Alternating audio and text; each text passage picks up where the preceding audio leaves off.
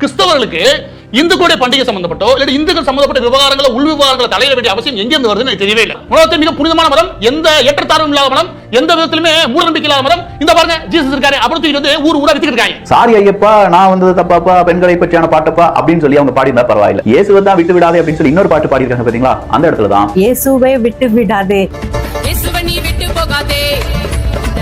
அப்படின்னு பாடின கானா இசைவாணி ஐயப்பருக்கு ஒரு பாட்டு பாடியிருக்காங்க. ஒரு சில தினங்களாக கானா பாடகர் என்று கூறப்படும் இசைவாணி என்ற நபர் இந்து மதத்தை இழிவுபடுத்தி பாடல் ஒன்றை பாடியதாகவும் அவர் கழுத்தில் சிலுவை செயின் போட்டிருக்கிறார். அவர் இதற்கு முன்பாக இயேசுவை குறித்து ஒரு பாடல் ஒன்றை பாடியுள்ளார். ஆகவே இவர் ஒரு கிறிஸ்தவர் என்ற ஒரே காரணத்தினால் இந்து மதத்தை இழிவுபடுத்தும் விதமாக இப்படிப்பட்ட பாடலை பாடியுள்ளார் என்று மிகப்பெரிய சர்ச்சை ஒன்று தமிழ்நாட்டில் உருவாகியுள்ளது. ஆனால் கிறிஸ்தவர் என்று கூறப்படும் இந்த இசைவாணியின் தந்தையின் பெயர் சிவகுமார், இவரின் தாயின் பெயர் செல்வி. இதை வைத்து இவர்கள் எந்த மதத்தை சார்ந்தவர்கள் என்று நம்மால் புரிந்து கொள்ள முடிகிறது. மேலும் சில வருடங்களுக்கு முன்பாக இவரின் திருமணம் இந்து முறைப்படிதான் நடந்துள்ளது. அந்த புகைப்படத்தையும் நீங்கள் இப்போது பார்க்கலாம். கழுத்தில் சிலுவை செயின் போட்டாலோ இயேசு கிறிஸ்துவை உயர்த்தி பாடல்கள் பாடிவிட்டாலோ அவர் கிறிஸ்தவராகிவிட முடியாது.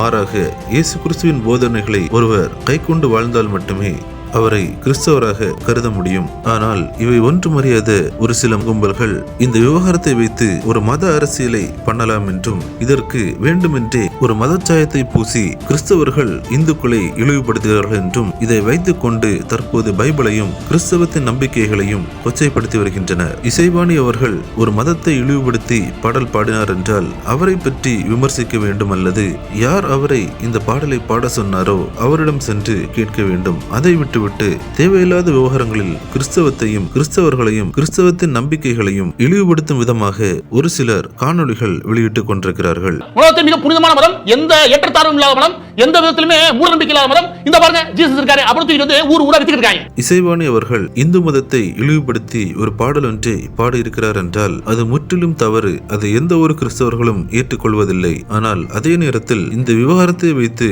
கிறிஸ்தவத்தை இழிவுபடுத்துவது என்பதும் மிகப்பெரிய தவறு. கிறிஸ்டியன், இந்து, முஸ்லிம் என்ற மத வேற்றுமைகள் இல்லாமல் அண்ணன் தம்பி உறவு முறையாக பழகி வாழ்ந்து வரும் தமிழ்நாட்டில் வேண்டுமென்றே மதச்சாயத்தை பூசி அரசியல் செய்ய நினைக்கும் இப்படிப்பட்ட கும்பல்களுக்கு சற்று எச்சரிக்கையாக இருங்கள்.